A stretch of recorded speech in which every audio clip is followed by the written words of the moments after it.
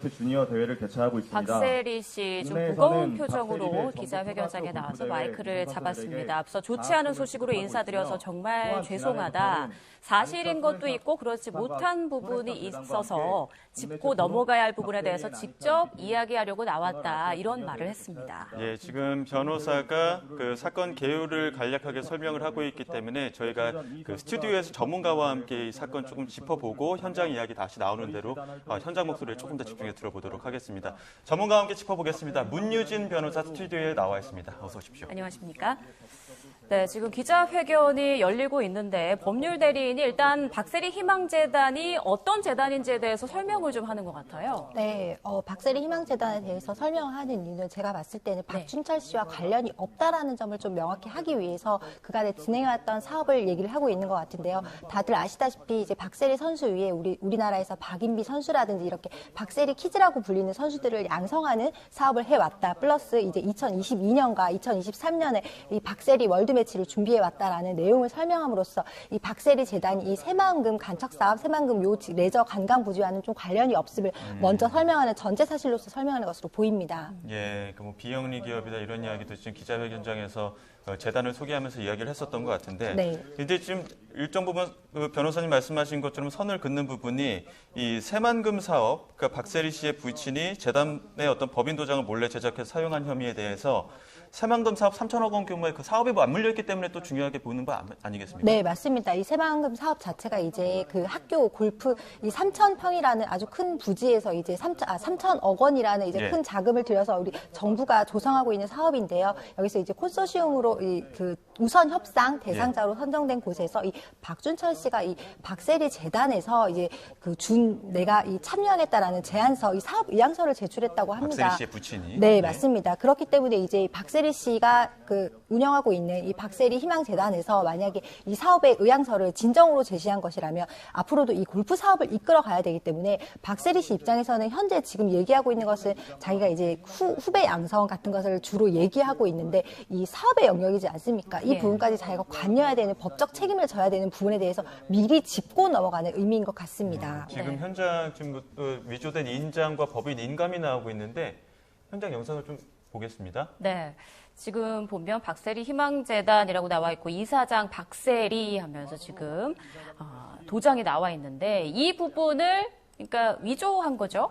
네. 일단 위조인지 여부는 이 사용된 인감을 누가 사용할 수 있는, 그러니까 만들 수 있는 권한을 줬는지가 중요한데요. 꼭 법인에서 인감뿐만 아니라 법인에서 그냥 사용하는 도장도 있거든요. 그렇기 때문에 저 자리에 꼭 인감을 찍어야 하는 자리인가 이것부터 밝히는 것이 중요하고요. 만약에 저것을 박세리 희망재단에서 쓰고 있는 인감이다, 법인 인감이다라고 하면서 저 도장을 권한 없이 만약에 파서 저기다 찍었다면 이 사무소 위조가 성립합니다. 지금 기자회견 장면으로만 봤을 때는 위조된 도장, 그 인감, 그 비교해서 보여줬기 때문에 어찌됐든 간에 이제 박세리 씨의 부친이 지금까지 알려진 사항으로는 도장을 위조를 해서 그러니까 허가받지 않은 도장으로 이제 박세리 재단 측의 이름으로 이제 뭐 어떤 새만금 사업에 좀 협조를 했다 이런 부분이지 않습니까? 네, 보통은 이제 법인 같은 경우에는 법인 인감을 아주 중요한 처분문서 같은 경우에 법인 인감을 사용하고 법인 인감 증명서를 제출하기 때문에 아마 그 부분을 강조하려고 이 확연히 육안으로 보아도 누가 보아도 다른 도장이다라는 것을 보여주기 위해서 이 사진을 제시한 것으로 보입니다. 네, 이제 박세리 씨 이제 기자 질의 응답이 시작된 것 같은데요. 현장 상황 좀 자세히 보도록 하죠.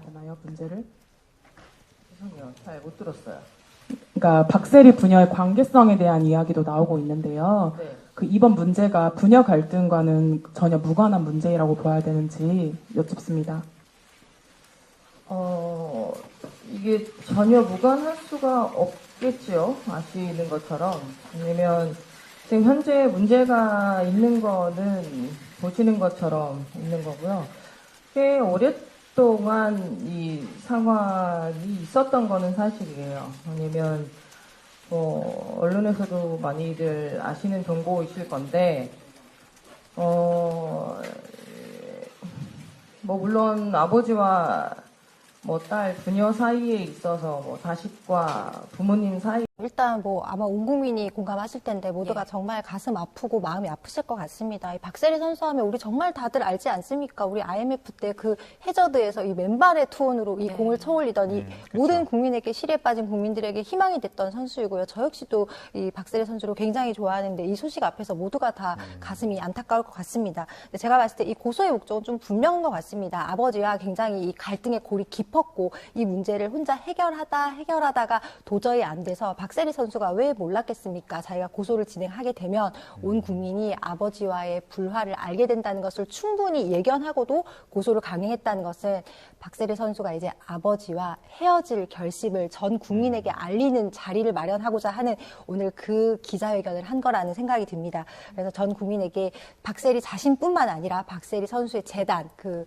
희망재단뿐만 아니라 또 다른 선의의 제3의 피해자가 생기는 것을 방지하기 위해서 적어도 금전적인 부분에 있어서는 이 박세리 감독과 이 아버지와 박준철 씨와의 이 헤어질 결심을 전 국민에게 알리는 자리였던 것 같습니다. 이와 더불어서 아까 말씀드렸던 사람들께서 많이 궁금해하셨던 부분이 이제 이사회에서 박세리 선수도 이 고소 여부에 대해서 동의를 했는지 궁금해하셨는데 아까 기자분께서 질문을 주셨는데 박세리 선수께서 오랫동안 자기가 이제 이 여기에 대해서 굉장히 스트레스를 받았고 맞고 가족으로서 최선을 다했지만 더 이상 내가 감당할 수 없는 수준을 넘어섰기 때문에 이사의 결의를 통해서 이 고소를 진행했다는 말로써 묵시적으로 동의했음도 또 밝혀냈고요. 그 다음에 이제 향후 이 사건과 관련해서 이 사문서 위조에서 사실 저는 이 사건 오늘 기자회견을 보기 전에는 이 뭐 새만금 이 사업과 관련해서 박세리 선수가 지금 운영하고 있는 박세리 감독이 운영하고 있는 희망재단이 얼마나 관여돼 있는지 여부에 대해서 좀 명확하게 드러난 점은 없었단 말이에요. 그때 이 박세리 이사장님께서 하신 말씀이 우리 재단은 사문서 위조로서 맨 처음부터 관여한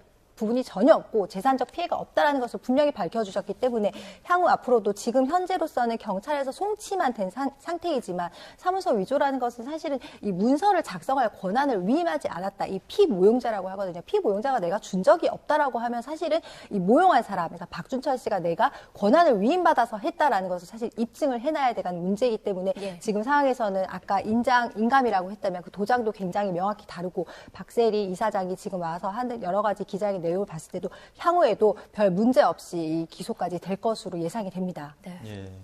강인해 보였던 박세리 씨가 이제 눈물을 흘리는 모습을 보니까 보는 저희도 좀 마음이 아픈데요. 자, 경찰이 이제 최근 기소 의견으로 이제 해당 사건을 검찰에 송치한 것으로 알려졌죠.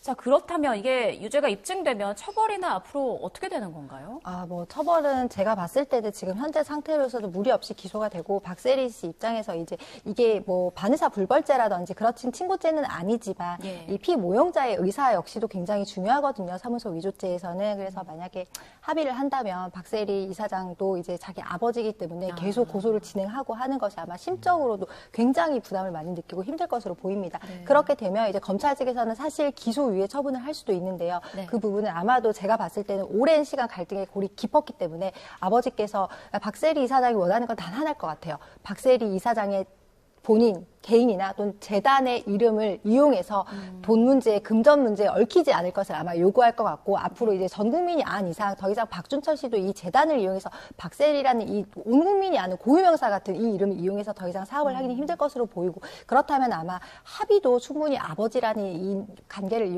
생각했을 때는 좀 이루어질 것으로 보이고 그렇게 되면 검찰에서도 사실 기소유예 이미 일단 그 재단에 피해도 없었다고 하니까 그렇게 될 가능성도 충분히 있습니다. 지금 이러한 사안이 불거진 그 계기 중에 하나가 새만금 개발청의 어떤 사업 추진 여부였었는데 이 부분이 지금 사문서 위조가 혐의가 드러나면서 거기 그 새만금 개발청에서 하고 있던 개발 사업도 좀 당장은 정지된 상황이지 않습니까? 그런 부분에서도 지금 박세리 희망재단은 재단 측과는 전혀 무관하다고 하는 이유도 결국에는 거기에 대해서 또 뭐 보상이라든가 배상 문제도 좀 엮여 있을 수밖에 없지 않을까 이런 생각도 드는데요. 그런데 이게 형사적 책임으로 봤을 때는요. 이거 민사적으로 가면 뭐 사용자 책임, 명의대여 책임 이런 책임이 있을 수는 있지만 형사적 책임으로서는 이제 아버지 박준철 씨가 권한 없이 만약에 이 인감을 가져가서 또는 자기가 파서 찍은 게 맞다면 이 재단 측에서 사실 책임질 부분은 없습니다. 그리고 지금 박세리 이사장이 발빠르게 대처한 것은 맞는 것 같습니다. 이 새만금 측에서 자기네들이 너네가 제출한 서류가 맞나라고 했을 때 우리가 아니다라는 걸 명확히 밝히고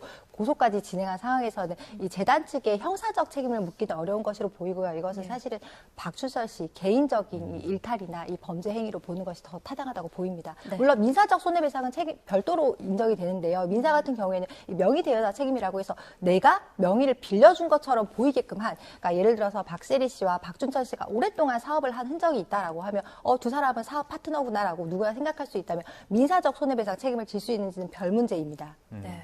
자, 박세리 씨의 부친 고소건과 관련해 이제 기자회견을 열고 입장을 밝혔는데요. 나온 내용들 정리해서 이어지는 뉴스에서 또 전해드리겠습니다. 지금까지 문유진 변호사와 함께했습니다. 고맙습니다.